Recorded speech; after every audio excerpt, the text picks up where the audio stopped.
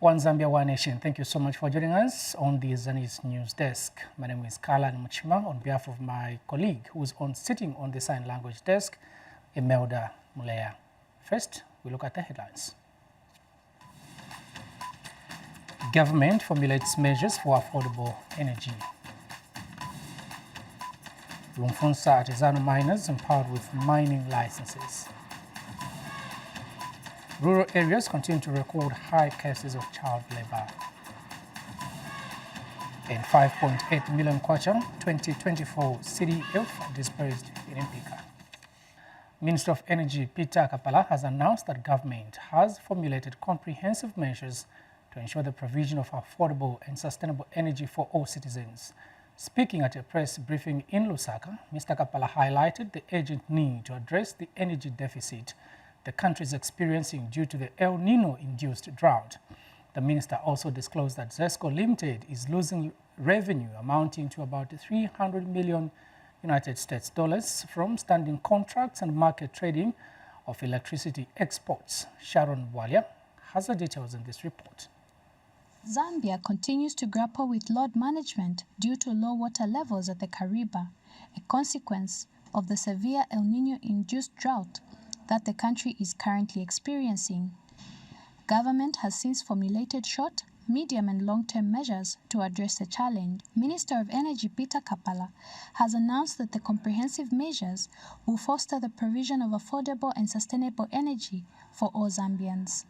The government has noted the need for a lasting solution that fosters the provision of affordable and sustainable energy services. In this regard, the following measures have been formulated. 1. Short-term measures. Power imports, firm and non-firm power. Currently, power imports stands at 188 megawatts.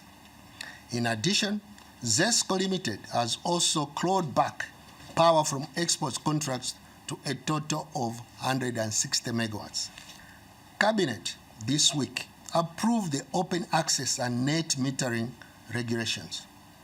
These regulations will enable industry and households to supply electricity to the national grid and earn an income by selling the power. The implementation of a 120 megawatt portfolio of PV power projects under the Global Energy Transfer Feed tariff. Citizens are not the only ones that have been affected by the load management. $300 million loss was the calculation we did when we were still doing the 8 hours. That is quite a huge loss and is devastating. It will definitely affect our operations because our fixed costs are fixed. There's nothing we can do about it. We are even sometimes failing to meet our obligations to pay, for example, the huge debt that we have been servicing. We are trying to ensure that the basic operations are running. And people are complaining that ZESCO doesn't even give them orders to do things. You know, we have a lot of people who are also doing business with ZESCO. We can't even afford to do basic. So we've left our operations to just what is necessary. ZESCO has also expressed commitment to improve communication on load management schedule mishaps. And we have also noted that in some areas, people are being load shed for that continuous 12 hours. What I should explain is that for those who live in industry areas, we will lean more on industry because the idea is to save industry first, that zone. But those that are in purely domestic areas, most of those should surely be sitting in that range. What we have noticed also is that maybe the communication is not very impactful. We are going to enhance on this. I was talking to the PS Communications that we are going to actually enhance communication. If we do have a challenge, we should be able to come beforehand to explain to you why you're not getting your power in time. The formulation of these measures marks a significant step towards a more sustainable and reliable energy for the energy sector. Sharon Walia reporting for Zanis in Lusaka. Thank you so much, Sharon, for that report. Now, Minister of Justice Princess Kasune has challenged the state advocates to help restore confidence in the administration of justice. And Attorney General Mulilo Kavesha urged the state advocates to put public interest first when undertaking their duties. The duo was speaking during a workshop for state advocates in Lusaka. Here's a report. These are state advocates gathered for a seminar. The purpose of the workshop was to provide capacity building on various topical issues in the legal fraternity. Among the topics tackled were illicit financial flows, handling of corruption cases, and the role of state advocates in consent judgments, among others. Newly appointed Minister of Justice, Princess Kasune, was at hand to officiate at the event. As state advocates in mainstream governments, statutory bodies, and parastatals, you are expected to perform your duties with dignity, distinction, and impartiality. You are expected to uphold the rule of law and to ensure that the legal system functions effectively. The economic transformation agenda of the government depends on the significant impact of state advocates in shaping and implementing government policies. Attorney General Mlilo Kabesha reminded the state advocates to put public interest first. I'd like to remind all the state advocates to put public interest first in everything that you do in your profession, in your professional capacity, because you do it on behalf of the state. And the Solicitor General also had a piece of advice for the state advocates. We should all, as agents of social change and players in the justice sector, be concerned, if not more, as was the President, to look out for such unconscionable bargains that expose the state to embryonic risks of incurring colossal debts from illegal and fraudulent contractual agreements. Mtalekani for Zanis News in Lusaka. Minister of Finance and National Planning, Stumbeko Msokotwane, has called for more investment in human capital development to address unemployment and promote economic growth. Dr. Msokotwane says this is why government has taken a step by ensuring that every child attains an education at government expense through the free education policy. He said this during the official opening of the 2024 Chief Economist of a Government Forum in Lusaka under the theme Job Creation in Africa, Constraints and Policy Options. And World Bank Country Manager Hakim Fox said there are many opportunities for job creation and growth in the country and Africa at large, which he said should be enhanced. Meanwhile, economic advisor to the President, Pamela Nakamba, said African leaders can only make a lasting impact on the lives and welfare of the people through job creation. Investment into human beings is very important. That's why here in Zambia, as the colleague was saying, we've taken the deliberate decision to make sure that every child who is capable must go to secondary school at government expense. It's no longer about parents. Government has taken over that responsibility. With that, of course, means realigning government expenditures towards, for example, we use subsidized fuel. We deliberately moved that money from subsidizing fuel to put it into areas like free education for everybody. Because after all, as we've been told, the biggest resource is human capital. Not even copper, not even gold, it's human capital. So we have to continue with that. The third thing that I think for us, which we are pursuing here, which I suspect is something that we in Africa have been poor at doing, and those who quickly learn to do it well will show examples of how we can solve the problem of unemployment. And this is the issue of loving the private sector. Loving the private sector. Because elsewhere in the world, it's the private sector that has created jobs. It's the private sector that has created wealth. It's the private sector that pays taxes. So I know here in Africa sometimes we deal with private sector with a lot of suspicion. They are doing this. In reality, we have to love them. The Chief Economists of Government Networks is an important initiative with significant potential to shape economic policy in the continent. As a peer learning network, it offers you the opportunity to interact with peers from other countries, to exchange knowledge and ideas on what works and what doesn't, and to coordinate activities and policy that confront multiple countries or the continent as a whole. Going to make any lasting impact on our economies and the welfare of our people, it will be through the jobs we'll have created.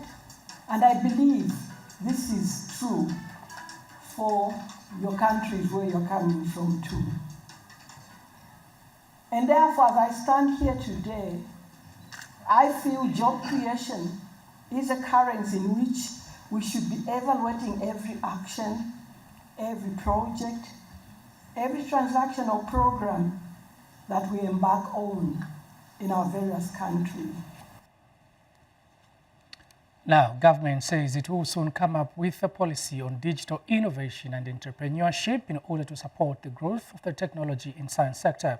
Ministry of Technology and Science Director Communications and Digital Technologies, Miuna Makuni, says this is targeted at encouraging more players in the creative and innovation sector.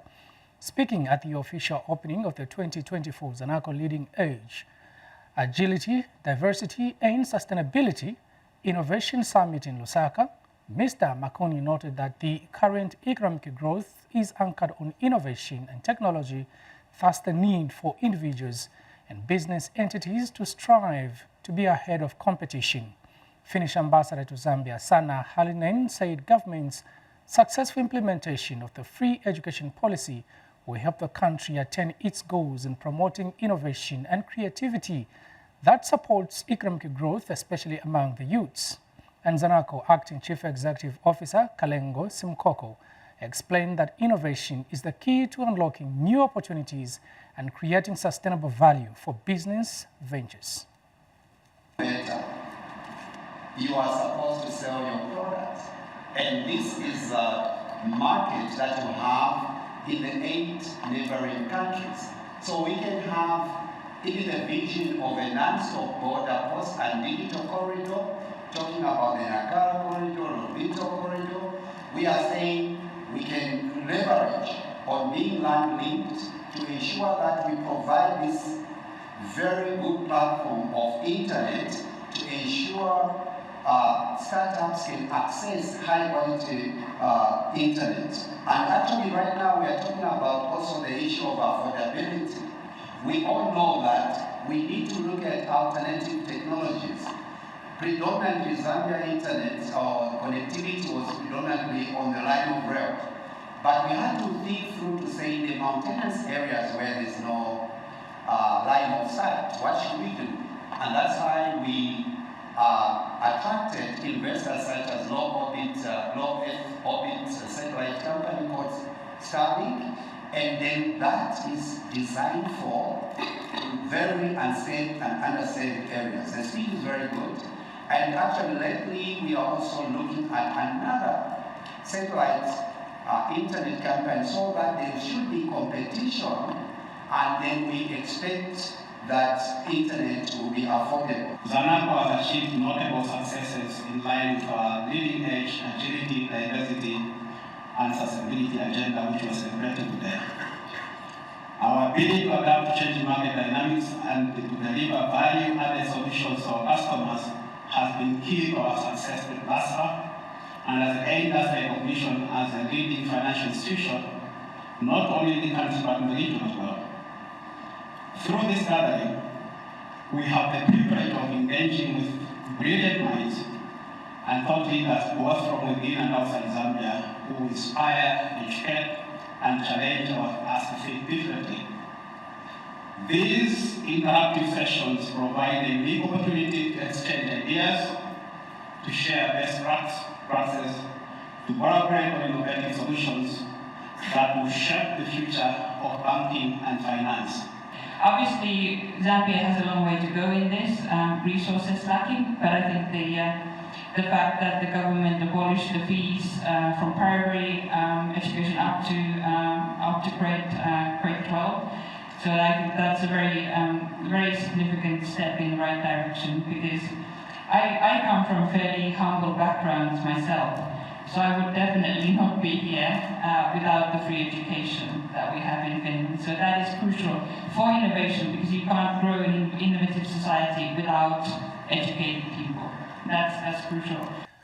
The Industrial Development Corporation, IDC, says it is exploring ways of bringing on board a strategic partner to complete the installation and operationalization of the Eastern Tropical Fruit Plant in Katete District of Eastern Province. IDC Head Corporate Communications, Namakau Mukelebai, said in a statement issued to Zanis today that the operationalization of the plant has been held up by cash flow constraints.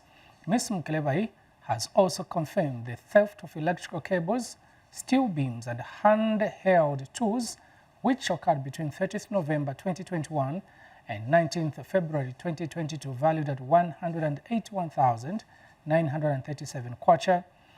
On June 4th, 2024, Katete District Commissioner Raphael Piri told Zanis in an interview that about 180,000 worth of equipment had been vandalized at the Eastern Tropical Fruit Processing Plant.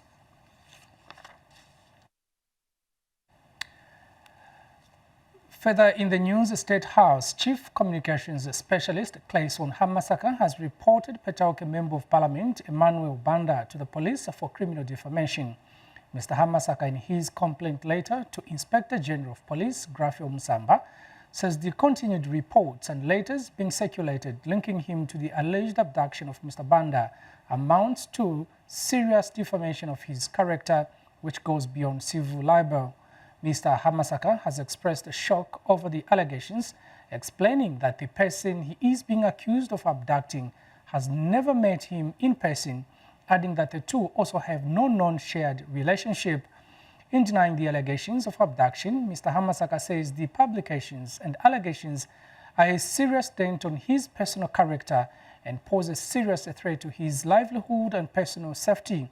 He further says, in view of the allegations, he fears for his family, as his accusers are not ordinary people, but persons who have a public following who can take matters in their own hands and decide to harm them. Mr. Hamasaka has since pleaded with the police to prosecute Mr. Banda so that he is availed an opportunity to avail the nation with whatever evidence linking him to the alleged abduction. Mr. Hamasaka is being accused alongside Presidential Political Advisor Levin Ngoma and United Party for National Development, UPND National Deputy Youth Chairperson Trevor Mwinde.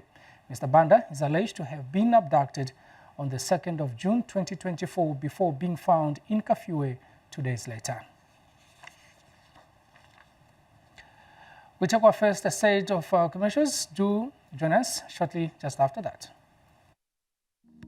The Issue is a program that looks at topical issues happening in the country. Watch The Issue every Friday at 19:30 hours, only on Zanis TV, Channel 6 DTT and Channel 458 DTH on Topstar. Don't miss.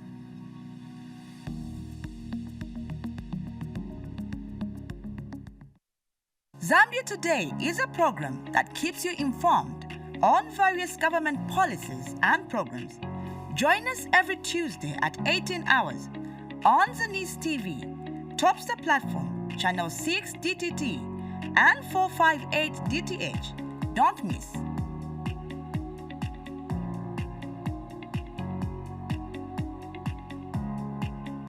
Government has handed over the first ever gold mining licenses to artisanal mining cooperatives in Lumfunsa district.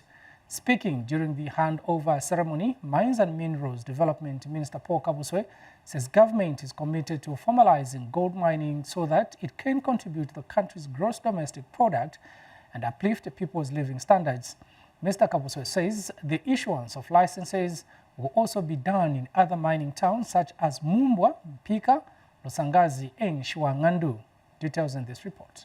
Government has handed over the first ever gold mining licenses to artisanal mining cooperatives in Lumfunsa district. Mines and Minerals Development Minister Paul Kabuswe handed over the mining licenses to the cooperatives. Speaking during the handover ceremony, Mr. Kabuswe said government is committed to formalizing gold mining so that the local people are empowered. So I wish to appeal to you, the mining cooperatives who are receiving licenses today, that government is ready to support you so that you benefit from this empowerment.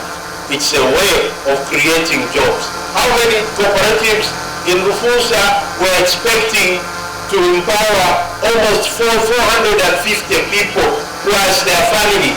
Because each cooperative has 10 members plus. He, however, warned the mining cooperatives against using mercury and other harmful methods of processing gold as they have adverse impact on the environment. And Lusaka Province Minister, who is also Rufunsa Member of Parliament, Shomuriata, said the handover of licenses to artisanal miners marks a significant step in promoting sustainable development and empowerment of the local people. This event marks a very significant step forward in our growing efforts to promote sustainable development and empower local communities through responsible resource management. And the Ministry of Mines and Minerals Development Permanent Secretary, Dr. Hapenga Kabeta, said his ministry is in the process of digitalizing the licensing process to make it efficient and reduce the cost of applying for licenses, particularly for artisanal and small-scale miners. I'm aware that small-scale mining applications continue to face challenges in obtaining mining licenses. To this effect, the Ministry of Mines is in the process of digitizing the licensing process to make it efficient and reduce the cost of applying for licenses, particularly for artisanal and small-scale mining licenses.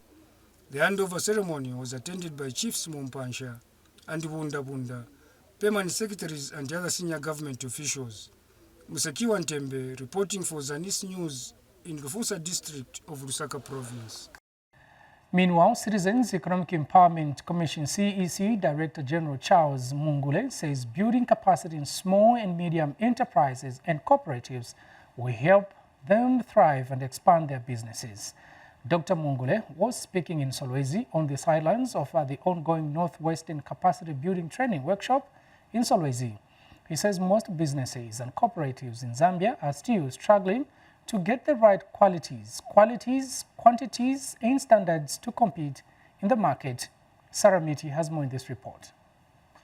The Zambian private sector has grown over the years, with government showing the will and commitment towards the growth of the sector in order to increase their contribution to economic growth and job creation. The Citizens Economic Empowerment Commission, CEEC, was established in the year 2006 with the aim of empowering citizens and businesses in order to drive growth in the private sector. And since its inception, the Commission has managed to empower hundreds of SMEs across the country, from marketeers to micro, small and medium enterprises. The Commission is represented at the Northwestern Capacity Building Seminar, where businesses from across the province have gathered to acquire business information and knowledge and network, as well as showcase their products and services. Louis Poultry and General Dealers, a business supported by the CEEC in Northwestern Province, have managed to increase their productivity using the empowerment they got from CEEC. CEEC had to empower us with a loan of about 530,000, which we were able to procure equipment and also other facilities that we are now able to use into the process of manufacturing. And from that time we were empowered. Our manufacturing process has been improved from manufacturing 1 incubator per 3-4 days to manufacturing 5 incubators per day. Meanwhile, Chimunya Simachembele, producer of lean water in Northwestern Province, shares how CEEC empowerment enabled her to start her business. Got a total amount of 300,000, which has come into use by buying all the raw materials that we needed to start producing and getting a location and everything. It has helped us in that we have managed to employ some people, thereby empowering them as well. Right now, we are waiting to be moved to the industrial yard so that we can even expand more, because there we're going to have more space and we're going to have the capacity to produce even more to supply in various places. Even with the recorded improvements in the sector, more work still needs to be done for Zambian businesses to improve. CEEC Director General Charles Mungule highlights some of the areas of improvement. We have issues to do with quality. We have issues to do with quantity and the standardization in terms of just the standards of their product to meet not just the local market needs, but also to be appealing for the international market. We need to upscale these enterprises to respond to the demands of the 8th National Development Plan. That's important for us. We have far too many SMEs contributing far too little to the economy in terms of GDP. Reporting for Zanis, I'm Sarah Miti in Solwezi, Northwestern Province. And Minister for Small and Medium Enterprise Development, Elias Mwanga, has assured the business community in Northwestern Province that the Local Content Act will soon be signed by President Hakainde Hichilema. Mr. Mwanga says the Local Content Act is sitting under his ministry, adding that this is the reason why he is in the province to consult on the subject. The minister said this during a networking cocktail organized by the Northwestern Province Chamber of Commerce and Industry held at Constancy Hotel last evening. You know, we've been giving empowerment fund to our SMEs, and we've seen that some of the SMEs that have, you know, benefited from the empowerment fund in the ministry have had no capacity, you know, no been given, you know, business skills, and we're seeing that they can't pay back. So we are risking the empowerment fund as government. We would want to make sure that those that are benefiting from the empowerment fund, they must undergo some business development skills. Very, very important. Because when we do that, then we know that this money will get a return. Jobs will be created, wealth will be created. But when we give to our SMEs and cooperative without capacity, then we are, you know, wasting the money. And then we would like now to onboard in the industrial yard SMEs who've been capacitated, those who've been given capacity, those with the resources. We don't want, you know, an SME to go in the industrial yard and cooperatives to go in the industrial yard without capacity. These are the ones now who are running away from the industrial yard because there's no capacity. This is for the first time in the history of this province have seen some of our own food products are being seen on our chain stores.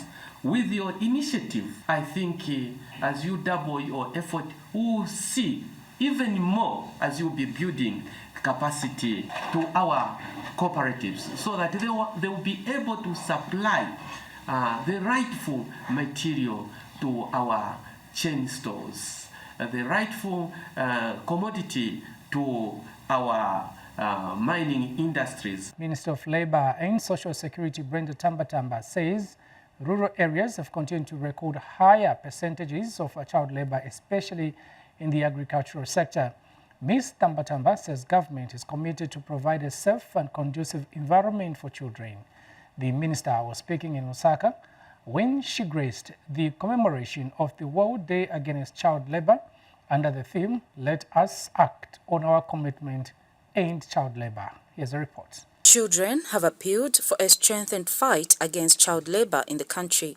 The appeal was made during this year's commemoration of the World Day Against Child Labour held in Lusaka. As children, we would like to appreciate every support rendered to us.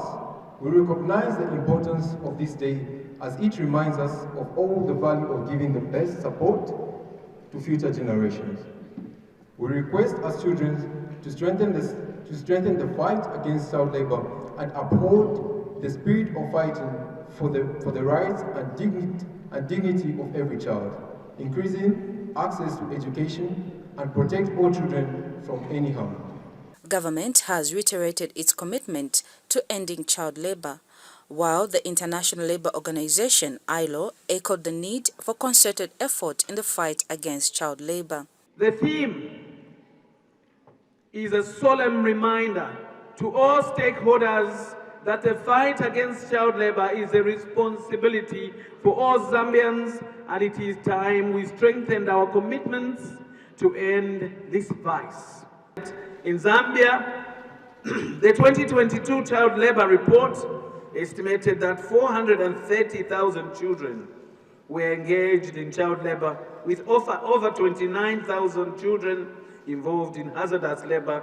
Unfortunately, rural areas have continued recording higher percentages of children involved in hazardous work, with a collective percentage of 60.5% involved in such work. The New Dawn government reiterates, therefore, its commitment to fight child labor by using existing laws, child protection policies and programs. Now is the time to make the elimination of child labor a reality.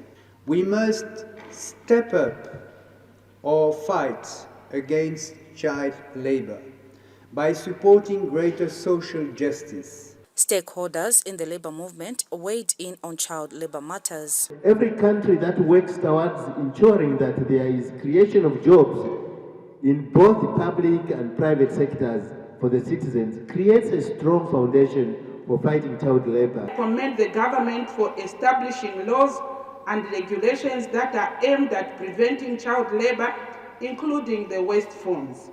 This year's commemoration was held under the theme, "Let us act on our commitment, end child labor." Shilika Chabadengula for Zanis in Lusaka. The Forum for African Women Educationalists of Zambia, FAWEZA, is complementing government's efforts in ending child marriage and early pregnancies among school-going children.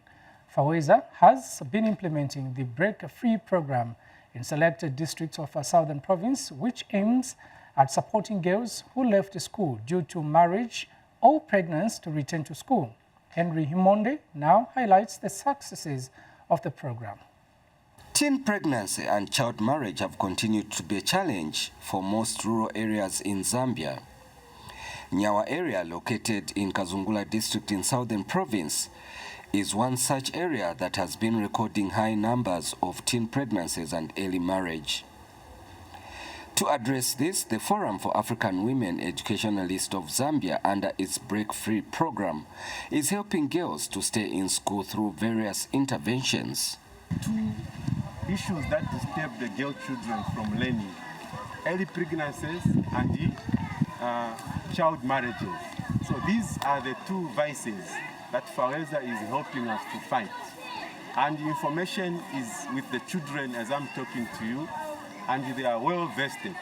No one as at now can cheat them. They know their rights. And the information is going through even in the community. If I compare from the time the program started, from the time FAWEZA came to our school in 2021, way back we had issues to do with the early pregnancies and the child marriages. But this time around, we're almost going to zero. The program has resulted in many young girls getting back to school after falling pregnant or getting married. I stopped school in 2017 when I was 19 years. And when I get to hear that there is FAWEZA, which is sensitizing people to go back to school, I joined the FAWEZA. I went back to school in 2022. I started in grade 11. When I was sponsored by FAWEZA, I went to school, which is Zimba Secondary School, for GCE. I registered there. I wrote my grade 12 for GCE in 2023. So here where I am, I'm still waiting for FAWEZA also to sponsor me or to give me some money so that I can rewrite some subjects which I didn't write last year. The Break Free program also includes a financial literacy component for both pupils and their parents in order to create a support system for the beneficiaries.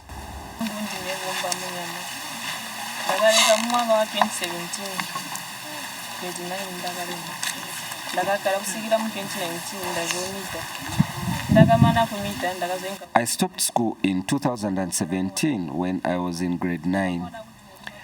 I was just at home until 2019 when I got married. The marriage lasted 1 year, and because of marital problems, I left the marriage. I came to learn about this Faweza program in 2022 through my brother.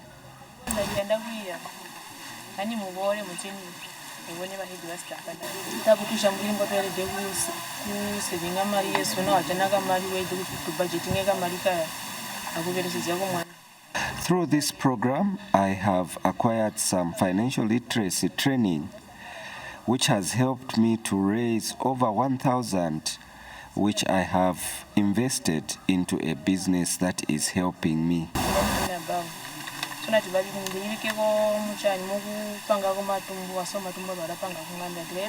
For Zanis News, I'm Henry Himonde in Kazungula District in Southern Province. And in Central Province, Education Officer Mambe Hamududu has commended Plan International Zambia for supporting civil society organizations to promote the safe and secure environment project for children and young people in the province. Speaking in a speech read for her by Education Officer for Teacher Education Florence Mwandila during the close-up meeting for the Strengthening Civil Society Organization, Ms. Hamdudu stated that the project has had positive impact on learners in the province. More in this report. An International Zambia, with partners Afya Mzuri, Generation Alive, Safids, Restless Development, and Childline Lifeline, has been implementing the project Strengthening Civil Society Organization for the promotion of a safe and secure environment for children and young people, CIVSAM project. The CIVSAM project, which started in July 2019, with a focus to strengthen civil society organization to promote a safe and secure environment for children and young people through building the capacity of civil society organizations on child protection and participation, is coming to close on 30th June 2024. The Provincial Education Office is happy with the successful implementation of the project. As a ministry and as ministries, we are happy for the support that has been rendered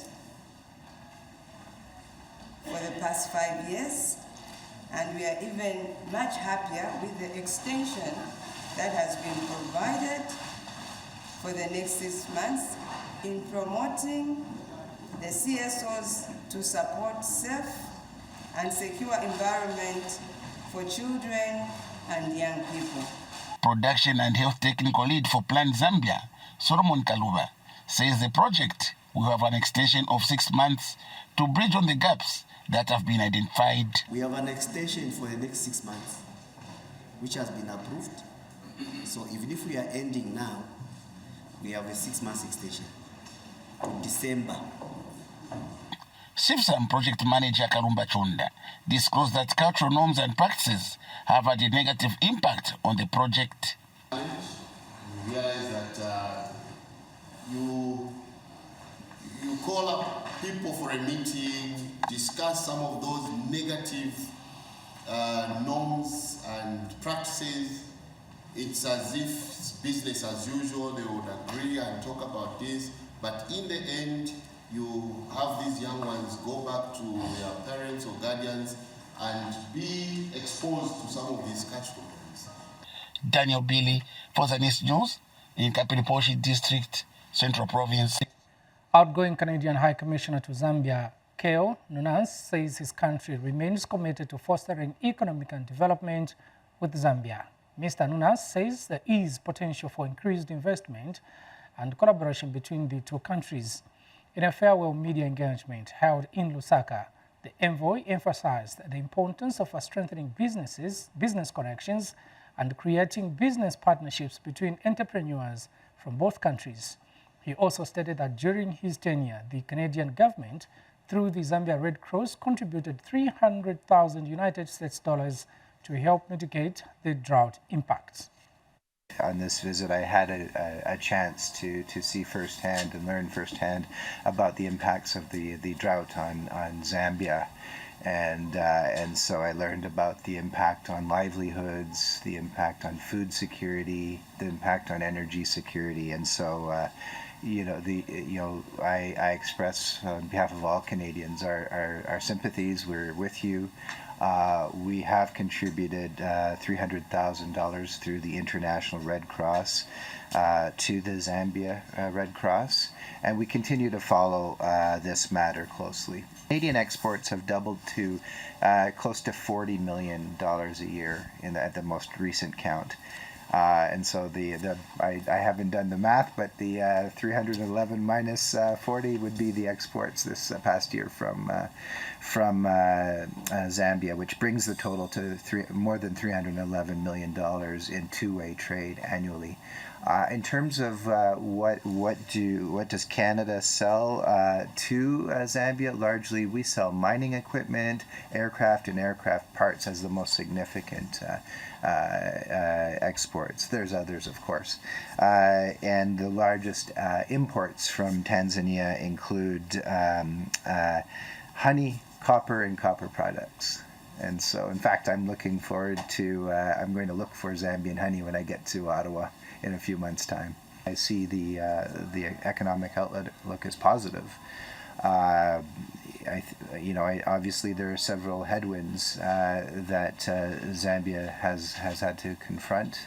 The debt being, of course, a key challenge facing the country. I know that Zambia has recently participated in this G20 framework on restructuring the debt and has made great strides there. And so I think they have agreements with formal creditors and with the bondholders, and are working through that process. And that's really important. And I think they have seen positive signs because of that progress. That's created a certain level of confidence. On Monday, the Canadian envoy called on President Hakainde Hichilema at State House to bid his farewell, and through the President, the Zambian people. Now, the Ministry of Community Development and Social Services says it is happy with the progress made under the Emergency Wetlands and Cropping Program in Namwala District of Southern Province. Ministry Registrar of Non-Government Organizations Officer Pumulo Moyo said this after monitoring the ongoing agricultural activities under the Food Security Park sub-component of the Emergency Wetlands Program. Here's a report. Following the dry spell which hit the 2023-2024 farming season, which adversely affected 86 districts in the country, which led to the declaration of a national disaster by Republican President Mr. Hakainde Hichilema, government has put up various interventions to mitigate the low productivity. The Ministry of Community Development and Social Services is implementing emergency wetlands program in the affected districts.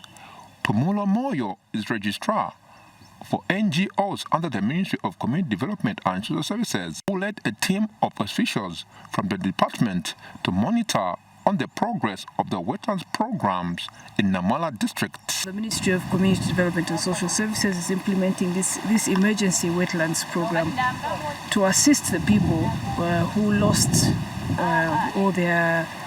or everything that they had planted during the last rainy season because of the drought. So it's an emergency one where we'll provide 3 different types of possible inputs that they can benefit from, which would be white maize, orange maize, and vegetables. Enes Chilufia is Southern Province Community Development Officer. We have selected beneficiaries. In Namwala we have a caseload of 2,200, and then as a province we have a caseload of 6,900. So these will be receiving farming inputs. Some of the beneficiaries are part of the 2,200 caseload in Namwala district who have commenced agricultural activities under the emergency wetlands sub-component of the food security park. Ono mu cooperative here. So turi mu program ya wetland here. So twakulomba kwamba kuti liza ihurumende era tuyohere here muri cyechi kitwa kitajeje. Kwamba kuti liza twana buyo kwebwa bane suku shikolo ma families amwe twiteba mwe bantu ma extended families bambutu yohere here. Then twakulombe ihurumende kwamba kuti tuyohwe muri cyechi kitwa. Darius Monamutenda, a beneficiary of the Food Security Park emergency wetlands component, is grateful with the government for the gesture. Uhulumende yetutumina wa wetland kwamba tuhune ni kumkondo yatunjilila na yatuhila yachiyu mayuma kono Southern Province na kono kunamwala in short. While in the PV reporting in Namwala district of Southern Province. Now, government has disbursed over 5.8 million kwacha empowerment grants and loans to beneficiaries in Mpika district under the 2024 Constituency Development Fund, CDF allocation. Muchinga Province Permanent Secretary Henry Mukungule officiated at the handover ceremony. Pamela Inambao has more in this report. A total of 97 cooperatives and individuals in Mpika district in Muchinga province have benefited from the 2024 Constituency Development Fund CDF loans and grants. Muchinga province Permanent Secretary Henry Mukungule officially handed over the grants and loans to the beneficiaries at Mpika Town Council Canteen Civic Center this morning. During the ceremony, the provincial Permanent Secretary called for proper utilization of the funds. The empowerment loans will have a transformational impact on the constituency's development. The CDF empowerment loans and grants will therefore help advance the agricultural sector through enhanced production and productivity. When you start working on your project, remember the source of this money. That is the President Hakainde Hichilema, who carried this vision to increase constituency development fund for you to be able to benefit from this money. And speaking earlier, Mpika Town Council Chairperson Mwape Musoma thanked the government for the continuous disbursement of CDF funds, not only in Mpika district, but the country at large. I find that Mpika residents have for a very long time failed to expand their income generation projects due to empowerment sources. Shall remain indebted to the new government. The gesture has elated both the traditional leadership and the beneficiaries. I just want to encourage the beneficiaries to use the money for the intended purpose. We thank government for these funds that will help lift our living standards. Pamela Inamba reporting for Zanis in Mpika district, Muchinga province. Still in CDF, the local authority in Masaiti district has commenced works to improve the ring road in Senior Chief Chwala's chiefdom in Masaiti district.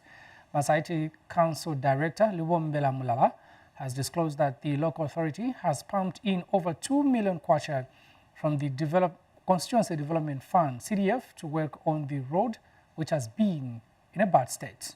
More in this report.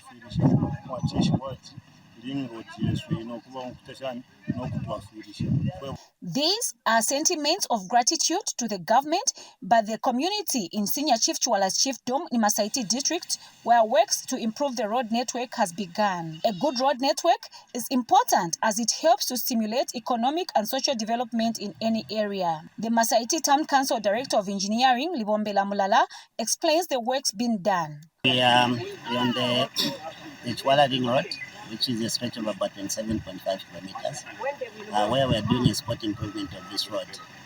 This road is funded from the 2023 CDF, so there's an allocation of 2.1 1.15 million that was injected into this project. So basically, we are not doing the whole stretch of 7 kilometers. We are just targeting critical points that are in a very bad state. So what we've done is that we are doing this project on force account. We've just had some machineries that are currently on the ground doing the works. I think so far there's good progress that we've actually scored. So the works are still ongoing. I think we have about 15 more days from what projected to finish the works that we're supposed to do. Masaiti District Commissioner Eni Matutu is elated with the works on the road. I'm very happy with the works of the Council for Masaiti as they are doing the spot patching of the ring road for Chiwala, Majaliwa Ward, because the road has been very bad. It was practically impossible to pass in the rain season as it is now. Using our own resources and hiring machinery, at least the works are going on and the road is passable for the people. With an improved road network in the chiefdom, it is expected that the movement of farming inputs and other goods and services shall be increased. Mkwachi Chanda, Zanis, Masaiti District. And Lumezi Town Council has drilled 10 boreholes in Kayukumbe and Diwa wards to address the water challenges being faced by the residents in the area. The water project has been implemented using the Constituency Development Fund CDF at a cost of 789,000 kwacha. We have more in this report. The importance of water needs no validation from anyone, as the agony of the lack of it brings nothing but misery. In Lumezi District, Kaikumbe Ward, water is a rare commodity that is mostly shared with animals at nearby streams, as these women explain. But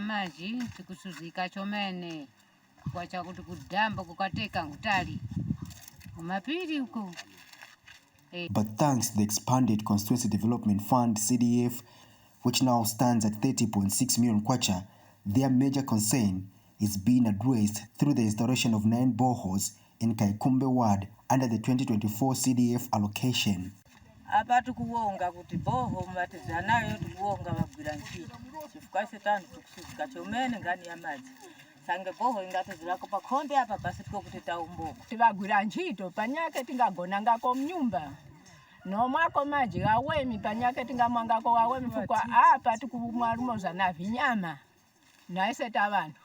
Basi nao maji wakuwa so tope tunayawaka batimbu na tope na njani na vinyama viravumu hapo vile.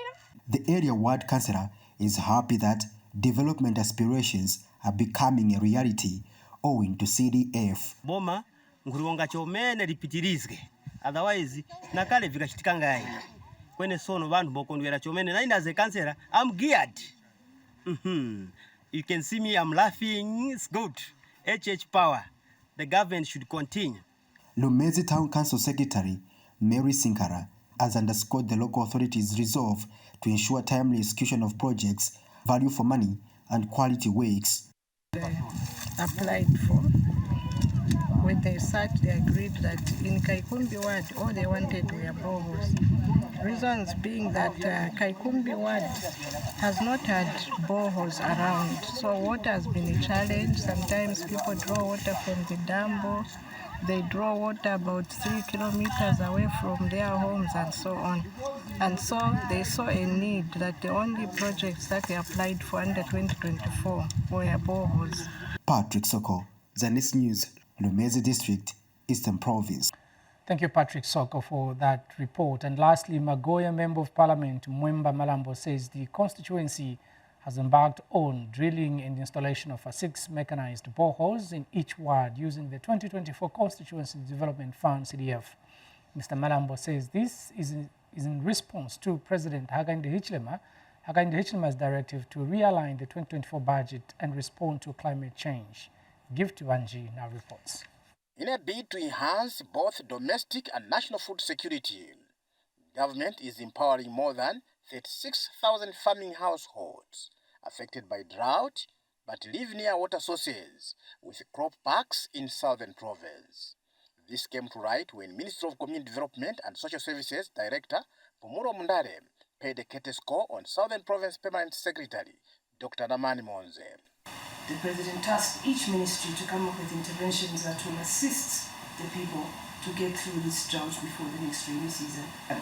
So for Southern Province in particular, we have 36,900 targeted beneficiary households to benefit from the inputs that the program will deliver. That is in terms of orange maize, white maize, and vegetables. For instance, Mazabuka in particular, we have beneficiary households that are operating around canals where water is readily accessible almost throughout the year. Southern Province Permanent Secretary Dr. Namani Monze wants wetland crop parks not to be abused. We work closely with the DCs so that we also support our workers in the province and reduce the temptation of them stealing and being dismissed. If possible, I would even be happy that these farmers are brought together. We talk about planting, we talk about fertilizing, we talk about weeding, so that at the end of the day, we can also talk about harvesting and post-harvesting. Ernest Chirufya is Southern Province Community Development Officer. One of the criteria is that they need to have a source of water, that is those who live around water bodies. So this will enable them improve their household income and also improve food security. Banji, Zanis in Choma, Southern Province. We've come to the end of the Zanis news, but before we go, a look at the headlines once again. Government formulates measures for affordable energy. Lumfunsa artisanal miners empowered with mining licenses. Rural areas continue to record high cases of child labor. And 5.8 million kwacha 2024 CDF dispersed in Mpika. On behalf of my colleagues sitting on the sign language desk, that's Imelda Mulea, and the entire student technical crew, my name is Carla Mchima. Thank you so much for your company. Bye-bye.